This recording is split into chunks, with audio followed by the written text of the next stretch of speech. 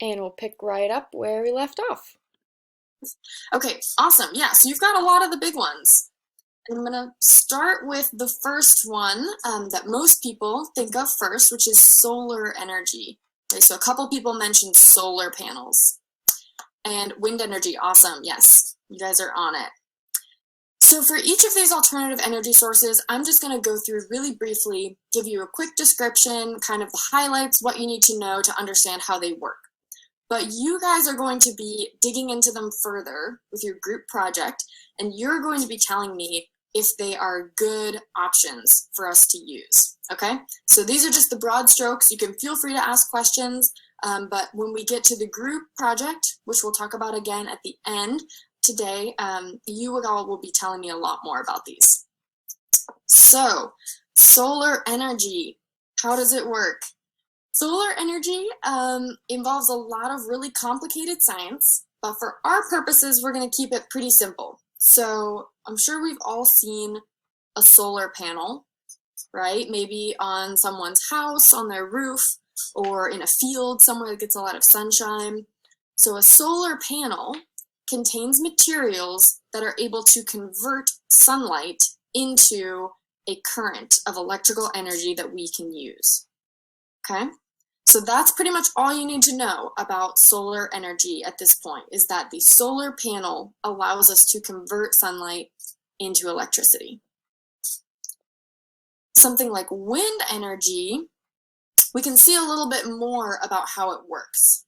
So if you plug a fan into your wall, if you take like a little, portable bedroom fan, that fan is pulling electricity from your house, and then it's using that electricity to spin the blades of the fan and create wind, right? So a wind turbine kind of works in the opposite way. So it takes wind that's naturally blowing, and it uses the wind to spin the blades of the turbine. And when the turbine spins, that generates electricity. Okay, so similar to how we talked about with fossil fuel burning, when we burn fossil fuels, we're burning them for the heat, right? That will heat water into steam, and that steam will turn a turbine. And the spinning of the turbine is what gets us electricity.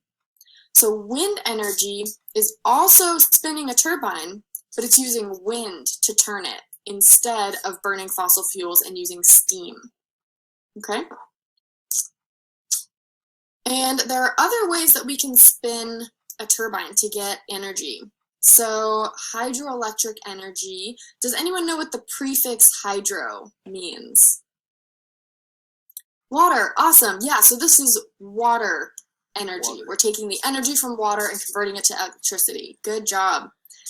So the way that this works, the simplest version might be that we could plop a turbine down in a stream, right? And as the stream flows over the turbine, it would spin it, right? Sort of like an old-fashioned water mill. But generally we need more energy. We're trying to get more out of all of these sources because we use a lot of it. So we do that by damming up streams, creeks, and rivers. When the water collects behind it, and then we release it, it has further to fall. And so as it's falling, it gains a lot more momentum, right? Like a waterfall feels much more powerful than a little stream. So we have that water flow over the turbine as it's falling, and that spinning turbine is what generates electricity. Okay, so for hydroelectric energy, we're usually talking about water being collected behind a dam. We release that water, and as it flows over the turbine, it spins it to generate electricity. So what do these two have in common? What's similar about the way that they're produced?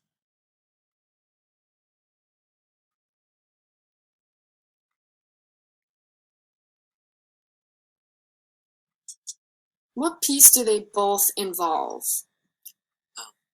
They're both turbines. Yeah.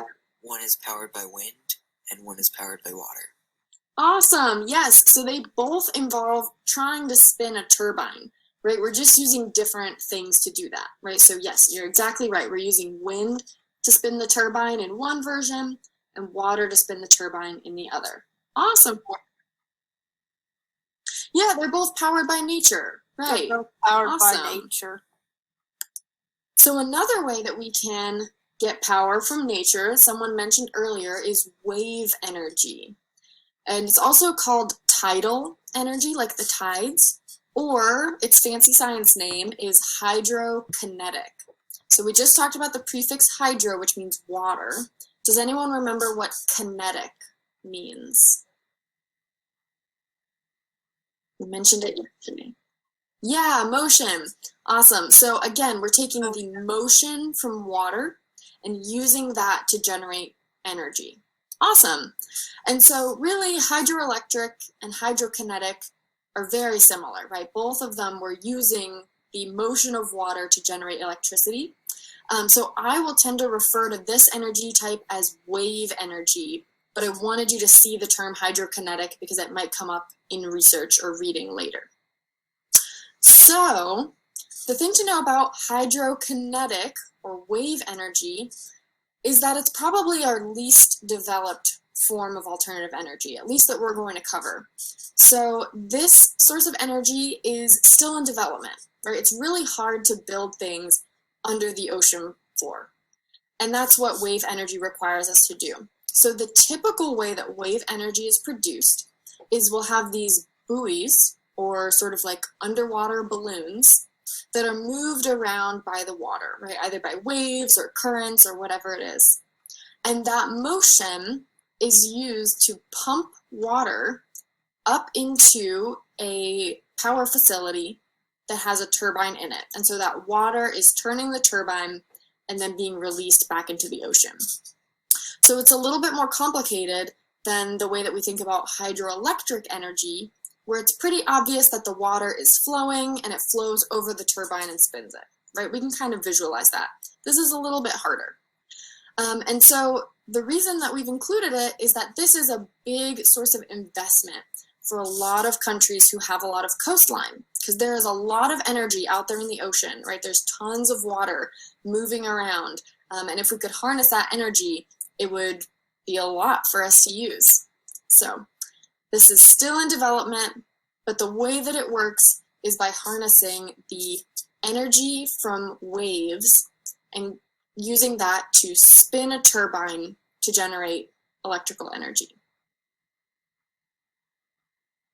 All right, this is another one that people usually mention, but I don't think I heard it today. So geothermal energy, what does the prefix geo mean? Earth, yeah. And what about thermal? Earth.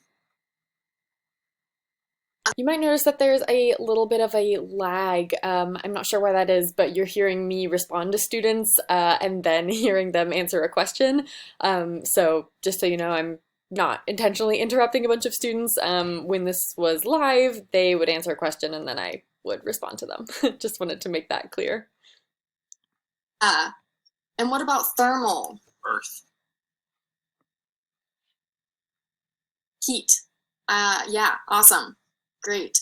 Yeah, so it's the heat of the earth that we're using for this energy source, right? So when we're burning fossil fuels, what we're trying to do is heat up water into steam, right? So it's geothermal energy. We can actually find naturally occurring areas where steam and hot water are present right under our feet, right under the surface of the earth. And we can drill down and pump up that water and use it in a power plant. You've had ideas for hydro-powered cars. That's awesome. So there are some countries where they're actually able to use geothermal energy for a big portion of their energy source. And that those countries have a lot of naturally occurring steam and hot water that they can access. So again, we're pulling up that steam and hot water, we're running it through a turbine. That spinning turbine generates electricity, and then usually we just pump that water back down into the earth and the earth will heat it up all over again, right? So it's pretty cool. So one more to consider that someone mentioned is nuclear energy. So with nuclear energy, we actually mine for radioactive materials. Does anyone know what radioactive means? The The atoms are active, basically. Yeah, so the atoms, we might also say that they're unstable and they tend to break down, right? So they seem really active, they're doing things. And when they break down, they generate heat, right? So we don't need to know too much about exactly how that reaction works, but what you need to know is that radioactive materials are used to heat up water, which turns it into steam, and it's used to turn a turbine, right? So I'm going to sound like a broken record. Everything is pretty much turning a turbine. So those radioactive materials, we mine for them, we group them together, and then as they decay, they release heat that heats up water that turns a turbine. Awesome. So what do these two energy sources have in common?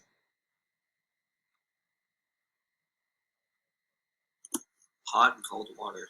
Yeah, exactly. So they're both using hot water to turn a turbine, right? And then cooling it down so they can use it again in that cycle.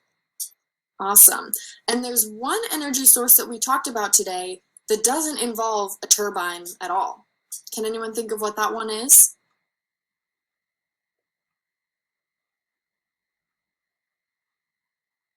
Talked about it early on.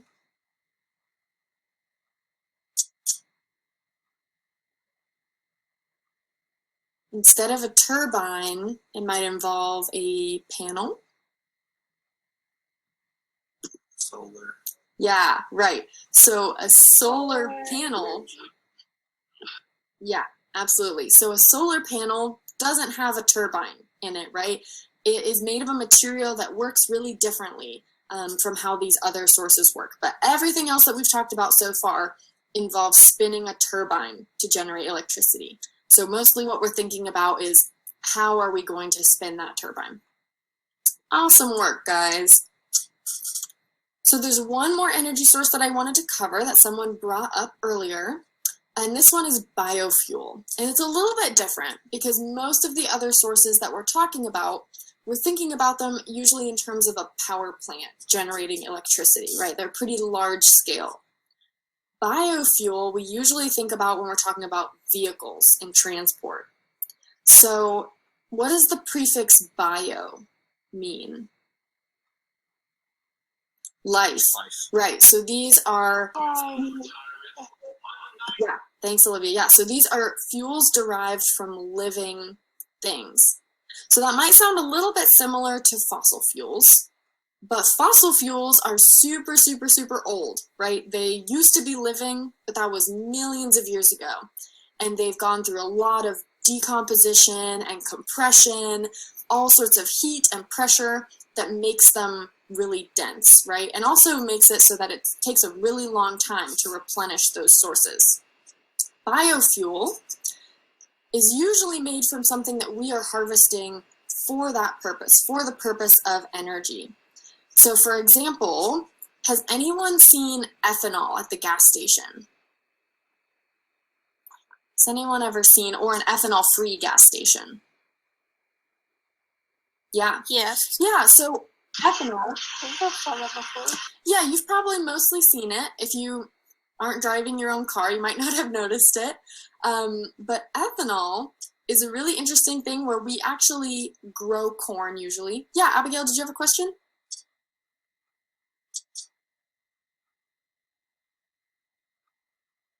Not? Okay, great. So typically for ethanol, we grow corn, right? Our country is really good at growing corn.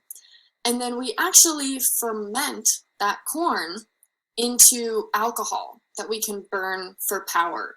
It's kind of like filling our cars with moonshine. Yeah, ethanol is actually the scientific term for alcohol, right? They're synonyms, right? We just normally talk about alcohol, not ethanol. And so this alcohol can actually be added to gasoline or even replace gasoline, but be burned really similarly in our cars. So again, we're growing typically corn, but it can be other things for that purpose and processing them into ethanol. And then with biodiesel, biodiesel is really interesting. We're usually using a waste oil from some